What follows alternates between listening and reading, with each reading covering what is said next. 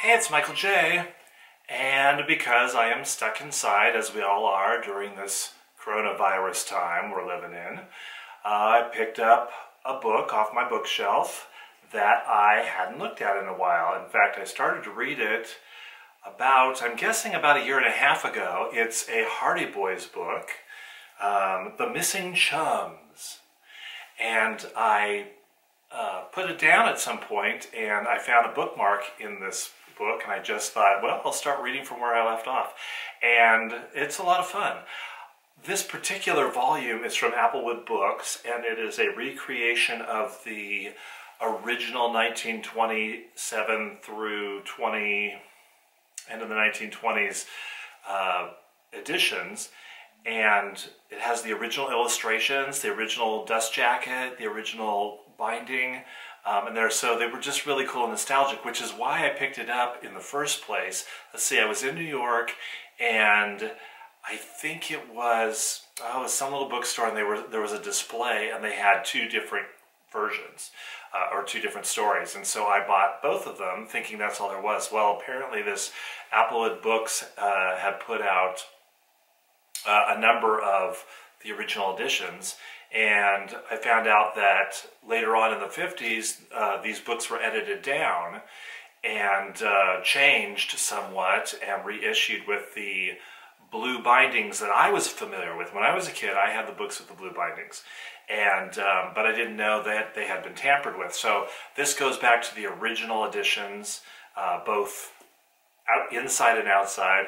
And as I'm sitting here reading through the Hardy Boys stories, I went down a rabbit hole of interest in the Hardy Boys. And I also grew up on the 1970s TV series, and I thought that was really cool, and that was about the time that I had those blue books. So anyway, it gave me inspiration to make a little video all about the history of the Hardy Boys.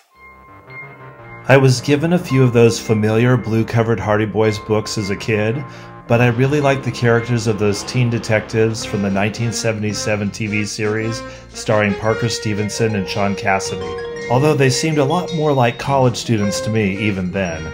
I also saw some of the Disney version and repeats of the Mickey Mouse Club, which was still in syndication about the time I was in the first grade.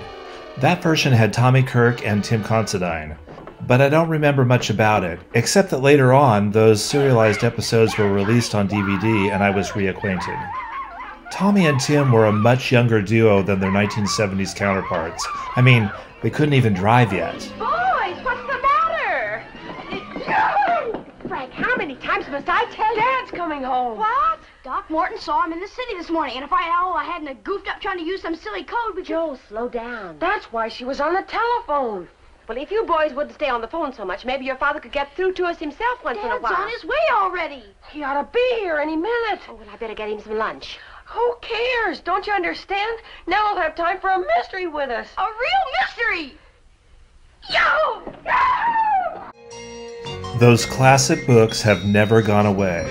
The blue-covered books can easily be found, and there are always new paperback editions on the market, even several reboots of the series. That begs the question, why do the Hardy Boys endure? One thing about them is the adventure in their stories. Here they are, a pair of teen brothers in a small seaside town, and they're free to go out alone in boats, hop on motorcycles, stay out late into the night exploring, and basically be completely away from any adult supervision, trying to solve mysteries that would otherwise be best left to the police. Sure, it's a perfect match to the print I found on the box of cough drops. Cough drops? Cough drops? Or their private detective father. By law, just like the property is.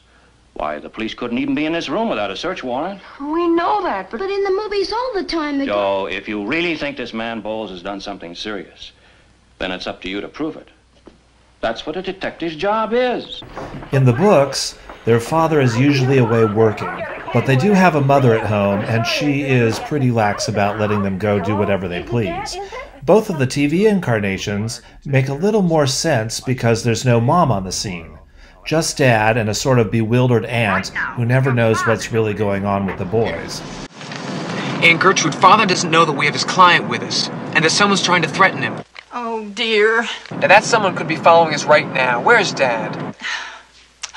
He went to the cemetery in Emmettville. Oh, we gotta get going. Now, look, if you boys think that you're going someplace where you shouldn't. You promise you won't tell where we are? Well, maybe.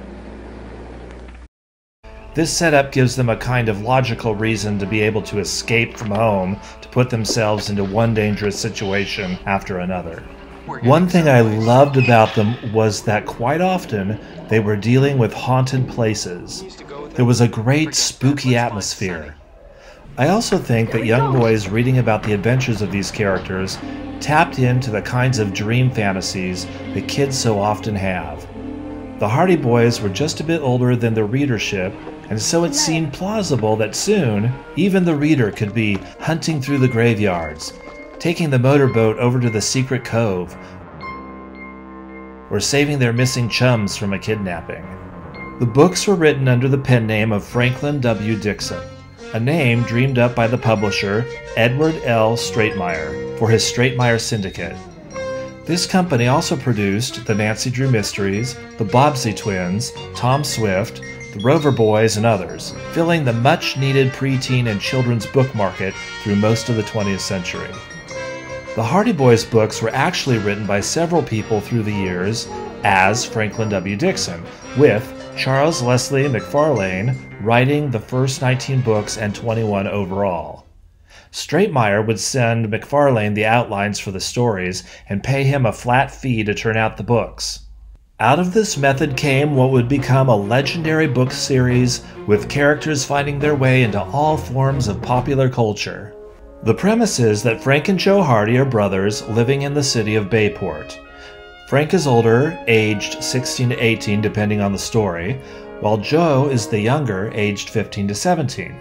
Their father is a detective, and their mother is a good American stay-at-home mom. There's also the meddling Aunt Gertrude, who shows up for extended visits now and again. I knew it. Fenton, putting them under the pressure of your profession at their age was a mistake. Joe must be a brilliant student, or perhaps Frank was held back at some point, for they are both in the same grade in high school. They are eternally curious and get mixed up with their father's cases or their own mysteries. They are constantly in danger, but are always courageous. They are hardy, after all. They seem to have enough money to travel all over the world and have access to any form of transportation they may need.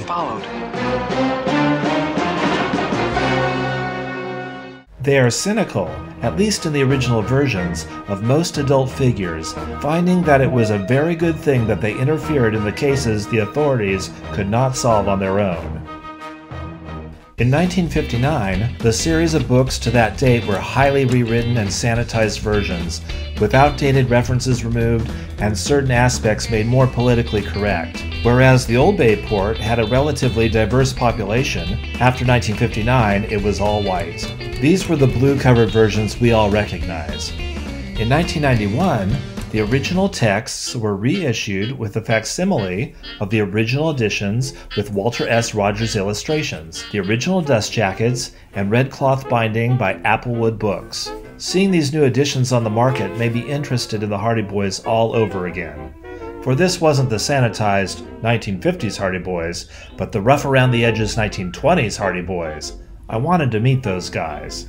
There were plans to recreate the first 19 books, but the company lost the rights after number 16. Applewood has been reprinting books 1 through 6, but the others have had only one printing and are hard to find now. Before doing research for this video, I had no idea the Hardy Boys had shown up on TV in 5 separate incarnations. I was only familiar with the Disney and the 1977 versions. NBC tried a version in 1967, but it was abandoned. From 1969 to 1971, Filmation produced a Saturday morning cartoon series for ABC. In 1995, a Canadian series of 13 episodes had Frank as a young adult reporter and Joe still in college. In 2019, Hulu announced it would have a new Hardy Boys series ready for streaming in 2020. The new version will begin with the mother having been murdered, and so the boys try to capture the murderer. Looks like the new Hardy Boys will be contemporary characters dealing with today's world. But I'd love to see a version of the brothers in their original Jazz Age period, trying to solve their mysteries with the old-fashioned technology of their day. For now, and always, I have the books.